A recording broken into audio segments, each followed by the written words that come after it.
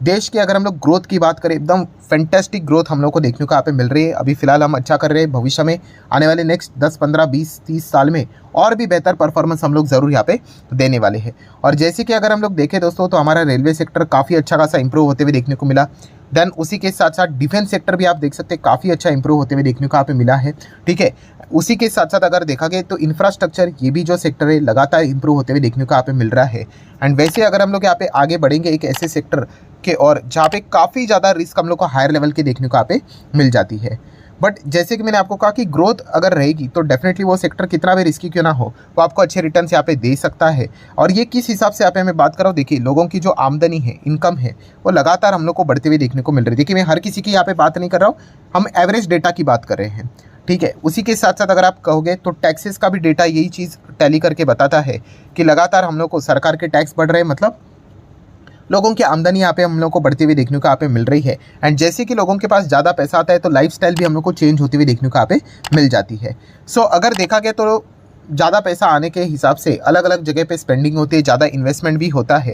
And उसी के हिसाब से अगर हम लोग इसी लॉजिक को अगर यहाँ पे अपनाएं, तो अगर कोई ट्रैवलिंग करने वाला भी इंसान अगर होगा, ठीक है, तो वो भी अगर उसके पास अगर ज़्यादा एक्स्ट्रा पैसे अगर आ जाते हैं, वो तो डेफिनेटली ऐसे लोग हम लोग को हवाई जहाज़ से ज़्यादा ट्रैवल करते हुए देखने को यहाँ पे मिल जाते हैं। हवाई जहाज़ से कौन नहीं जाना चाहता, हर कोई जाना चाहता है। अगर कोई जगह पे अगर आप लोगों को बाय रोड अगर देखा गया, अब मान लीजिए अगर 20 घंटा लगता है पहुंचने के लिए, ट्रेन से अगर हम लोग बात करें 8 घंटा लगता है पहुंचने के लिए, एंड अगर हवाई जहाज़ से अगर आप आधे 1 घंटे में ही पहुंच जाएंगे, ठीक है, तो फिर कौन नहीं जाना चाहेगा। तो हवाई जहाज़ में लोग क्यों नहीं ज़्यादा जाते, ऑब्वियसली बहुत कॉस्टली होता है, पैसे ज़्यादा लगते हैं।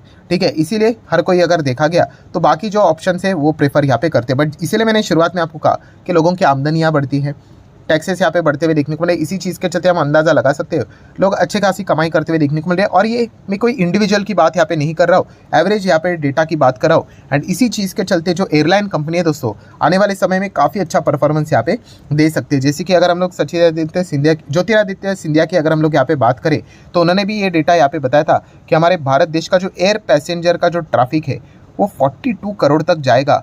कब तक? By the end of 2030। कितना? 42 करोड़।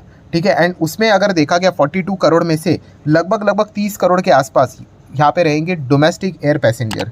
ठीक है, मतलब सिर्फ इंटरनल हमारे देश के अंदर से ही अंदर जो ट्रैवलिंग रहने वाला है वो 30 करोड़ के आसपास रहेगा। एंड ओवरऑल अगर देखा गया तो 42 करोड़ के आसपास इतना मैसिव पैसेंजर का फ्लो यहाँ पे आने वाला है। सो डिमांड तो ज़बरदस्त रहेगी। ठीक है, तो सप्लाई भी यहाँ पे करना पड़ेगा। एंड इसीलिए हम लोगों ने देखा है कि नंबर ऑफ एयरपोर्ट की संख्या भी लगातार बढ़ते हुए देखने को यहाँ पे मिल रही है। ठीक है, एंड इसी चीज़ के चलते अगर